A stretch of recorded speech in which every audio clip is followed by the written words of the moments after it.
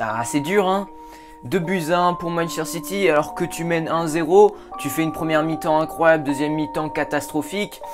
Compliqué. Mais bon, on a l'habitude avec le PSG. Irrégularité, c'est le mot qui définit le mieux le PSG. Mais attends, faut pas perdre espoir les gars. Là, si vous pensez que le PSG est éliminé, vous êtes pas bien. Le PSG a le droit de rêver. Le PSG doit continuer à rêver. Pourquoi?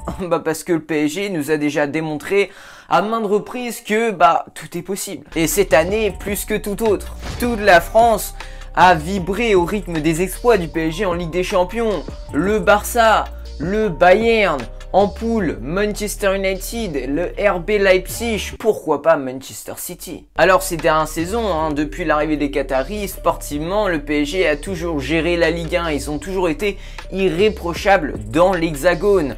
Et en Ligue des Champions, ils ont toujours été irréguliers. Cette saison, on dirait que la tendance est inversée. C'est en Ligue des Champions que le PSG s'est montré irréprochable, notamment dans les phases éliminatoires, parce qu'en poule, ça a été compliqué avec Thomas Tuchel. Mais en Ligue 1, ils sont irréguliers. Mais là, en Ligue des Champions, on est en train de revoir le PSG irrégulier de la Ligue 1. On est en train de revoir ce PSG-là.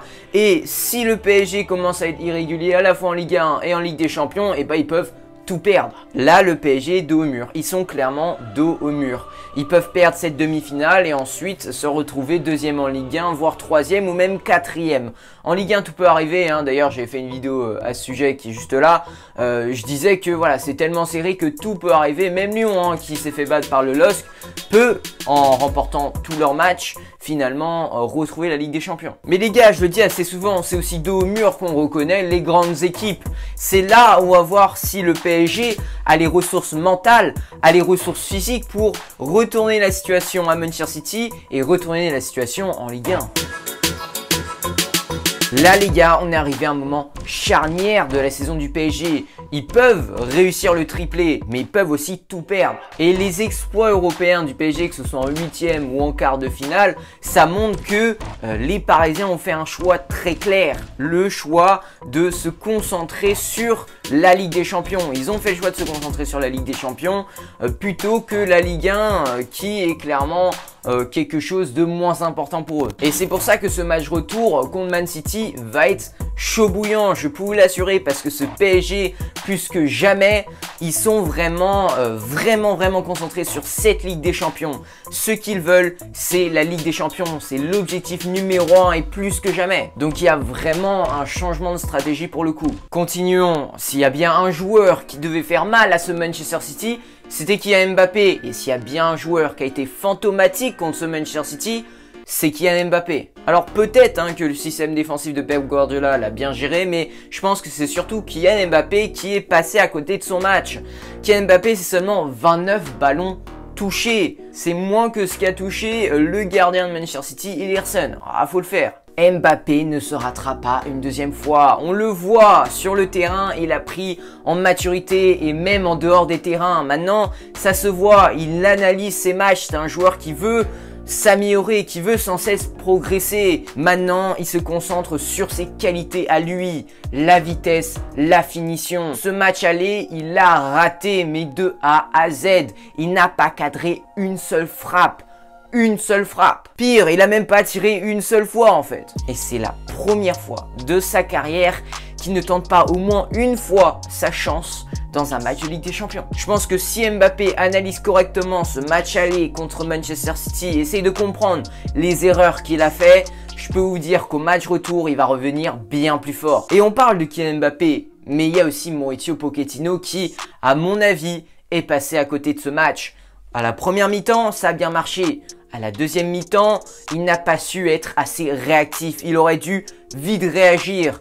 On l'a vu, dès le début de la deuxième mi-temps, ce PSG était au fond du trou. Dès le début de la deuxième mi-temps, Manchester City commençait à avoir trop le ballon. L'Argentin n'a pas assez pris de risques. Il est resté dans sa zone de confort? Quid des Icardi, des Draxler, des Sarabia sur le banc? T'en fais quoi de cela? Ils auraient pu apporter de la fraîcheur, je pense notamment à Mauro Icardi qui est on fire en Ligue 1 avec 5 buts sur les 3 derniers matchs en Ligue 1 Uber Eats. Je pense à Julian Draxler qui a vraiment sorti des très bons matchs contre le Bayern Munich, contre le Barça. Et surtout, il y a la titularisation d'un homme qui m'a vraiment surpris dès le début du match, c'est Michel Bakker. Alors ok, Bernat est blessé, Diallo aussi apparemment, mais tu avais Dagba aussi que tu pouvais mettre à ce poste. Sur le côté gauche, Dagba, surtout au match retour contre le Bayern, il a fait un très bon match. Non mais vraiment, et tu nous mets Michel Bakker, explique-nous pourquoi. Alors ok, Bakker ne manque pas du tout d'envie, c'est vraiment un joueur qui va tout donner sur le terrain, voilà, il a du courage, mais il n'est pas talentueux, qu'est-ce que vous voulez que je vous dise? Il n'est pas du niveau d'une demi-finale de Ligue des Champions. D'ailleurs, cet été, il va falloir acheter un latéral gauche, s'il vous plaît. Ou sinon, que Bernat revienne en forme, mais c'est pas certain, et c'est quand même pris les ligaments croisés. C'est pas facile de s'en remettre de ce genre de blessure. Alors, je vais vous donner une stat très simple sur Bakker. C'est seulement 12,5% des duels remportés contre Manchester City au match aller. Trop peu pour peser, c'est le moins qu'on puisse dire. Alors ok, t'avais Riyad Mahrez devant, mais 12,5% de duels remportés. Ça fait mal. Continuons. Alors pourquoi est-ce que le PSG doit continuer à rêver? Parce que maintenant, on connaît ce Manchester City. On connaît ce Manchester City par cœur. On les a joués au match aller, on a vu que ça a marché. En première période, on a vu que ça n'a pas marché. En deuxième période, suffit de regarder un peu ce qu'on a fait de bien dans la première période et ce qu'on a fait de pas bien dans la deuxième période. Et tu peux en déduire comment est-ce qu'il faut jouer au match retour contre Man City. C'est aussi simple que ça. On connaît les points faibles de Manchester City. Alors, suffit de regarder un peu les stats de cette première période et de cette deuxième période et de les comparer. Première période, combien de possessions a eu le PSG? 46%, ce qui est énorme contre une équipe de Pep Guardiola qui, on sait, adore avoir la possession de balle. Et en deuxième période, c'est combien? C'est seulement 35% de possession de balle. Donc, suffit de réfléchir 2 secondes et s'apercevoir que Manchester City, quand il n'arrive pas à avoir la possession de balle, il panique. Il commence à être frustré. Sans possession, c'est très compliqué du côté des Citizens. Ils détestent affronter des équipes comme le PSG qui sont à l'aise avec la possession de balle. Ils veulent à tout prix monopoliser le ballon. Et je peux vous l'assurer que l'entraîneur catalan Pep Guardiola, avant le match contre le PSG, il a dit à ses hommes « Essayez d'avoir le plus de possession de balle possible » parce qu'il le sait. Manchester City, c'est une équipe qui, avec la balle, se sublime. Sans la balle, commence à faiblir. Tout simplement parce que avoir la possession de balle, ça permet à Manchester City de 1, avoir le contrôle du jeu et de 2, permettre à son équipe de ne pas souffrir tout simplement. Ça permet de maîtriser le temps d'une part et de se couvrir des bourrasques d'autre part. Donc dans la même logique que contre Dortmund, Pep Guardiola il a mis sur le terrain les joueurs qui perdent le moins le ballon, les joueurs qui sont le plus à l'aise avec la balle. Mais force est de constater que durant cette première période, ça ne s'est pas du tout passé comme prévu. Finalement, les joueurs de Guardiola n'ont pas du tout eu la position de balle qu'ils voulaient parce que Pochettino avait demandé à ses hommes d'être assez haut sur le terrain, d'être très actif, d'être agressif sur le porteur de balle et de récupérer la balle. Ne pas hésiter à avoir la possession. Voilà tout. Mais surtout, les joueurs du Paris Saint-Germain en première mi-temps, ils avaient ces capacités presque insolentes à sortir aisément du pressing adverse des Citizens. Vraiment, ils sortaient du pressing d'une telle facilité, c'était incroyable. Vraiment, en première mi-temps, c'était un grand Paris Saint-Germain, l'un des plus grands Paris Saint-Germain qu'on ait jamais vu cette saison en Ligue des Champions, était depuis que les Qataris sont venus. Et malheureusement, en deuxième mi-temps, il n'y avait pas cette même réussite au niveau de la relance. Sortir du pressing, ils n'y arrivaient plus du tout. Manchester City récupérait la balle une demi-seconde après l'avoir perdue. Bref, c'était une catastrophe. Ils ont été asphyxiés tellement ils n'arrivaient pas à poser le pied sur le ballon. C'était vraiment compliqué. Et forcément, quand tu es asphyxié de cette façon, derrière, mentalement, c'est vraiment compliqué. physiquement aussi, puisque tu n'arrêtes pas de courir après la balle, et du coup derrière tout ça, ça amène à des erreurs toutes bêtes, hein. Le coup franc de Mahrez, il ne devrait pas avoir but sur ce coup franc, hein, je le répète. Le mur, il se fait trouer comme jamais, voilà, c'est incompréhensible.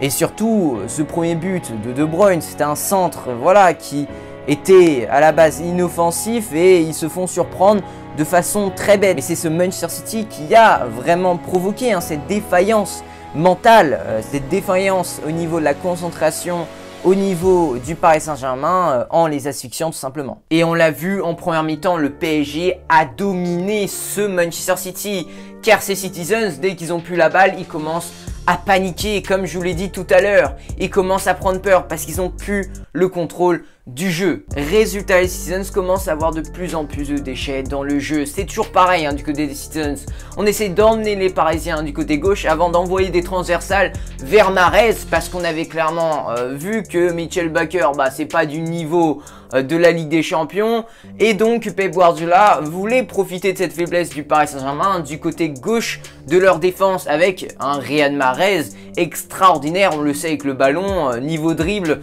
difficile de le faire mieux en Europe. Mais heureusement pour le Paris Saint-Germain, puisque ce Manchester City avait moins le contrôle de la balle, moins la possession, puisque ce PSG arrivait à faire du mal à ce Manchester City en récupérant la balle assez haut, et finalement ce Manchester City n'arrivait jamais à faire ses transversales vers Mahrez, n'arrivait jamais à réellement construire du beau jeu, quoi. Donc on connaît la grande faiblesse de Manchester City. Finalement, ces Citizens ont tellement l'habitude d'avoir la possession de balle que sans ballon, ils savent plus quoi faire. Ils sont fébriles. Et pourquoi est-ce que le PSG doit continuer à rêver de cette finale Ligue des Champions? Parce qu'on y croit jusqu'au bout. Tout le monde y croit, que ce soit les joueurs du Paris Saint-Germain sur le terrain. Neymar, à la fin, il avait l'air dépité sur le terrain et ça se comprend. On a vu le mauvais côté de Neymar. Il y a le bon côté de Neymar qui joue simple, qui essaye de sublimer l'effectif. Mais il y a aussi le mauvais côté de Neymar qui joue compliqué, qui essaye à chaque fois de faire le dribble alors qu'il y a une passe facile à faire. Et ce même Neymar, au lieu de ne plus y croire, il a relevé la tête et sur Insta, il a posté une petite publication. Je cite: "Nous avons perdu la bataille, mais la guerre continue. Je crois en mon équipe. Je crois que nous pouvons être meilleurs que nous l'étions. Allez Paris. 1% de chance, 99% de fois. Oui, on y croit. L'entraîneur également y croit." Alors oui, là tout le monde est un petit peu déçu. On va analyser et récupérer dès demain pour être compétitif, samedi en championnat et mardi prochain pour le retour. Manchester a une très bonne équipe. Nous aussi, on garde confiance pour retourner la situation. Notre approche du match a été bonne. On a dominé en première période et ça prouve qu'on peut le faire. Je le répète, il faut y croire. On peut performer à Manchester même si c'est une très bonne équipe. Aujourd'hui, ça nous fait mal parce qu'on se prend ces 2 buts. Mais on doit rester optimiste. On peut le faire et aller en finale. Signé Pochettino. Oui, vous l'avez entendu, que ce soit les joueurs, que ce soit l'entraîneur, ils y croient. Donc, si vous êtes un supporter du PSG, le moins qu'on puisse faire, c'est y croire à notre tour. Ne pas baisser la tête et croire en cette finale dure comme fer. Parce qu'on peut le faire. Est-ce que vous, les gars, supporters du PSG, ou bien même passionnés du football tout simplement, vous croyez en la chance de ce PSG au match retour? Est-ce que vous pensez qu'ils peuvent se qualifier pour cette finale Ligue des Champions? Est-ce que vous croyez en cet exploit au match retour? Dites-moi tout ça dans les commentaires et dites-moi au passage votre pronostic pour ce match retour. Voilà, sur ce, moi je vous dis à la prochaine, abonnez-vous, mettez le petit pouce bleu, franchement ça soutient énormément la chaîne, de nombreux décryptages devraient arriver dans les semaines à venir. Sur ce, je vous dis à la prochaine pour une nouvelle analyse palpitante. D'ici là, prenez soin de vous les gars. Ciao.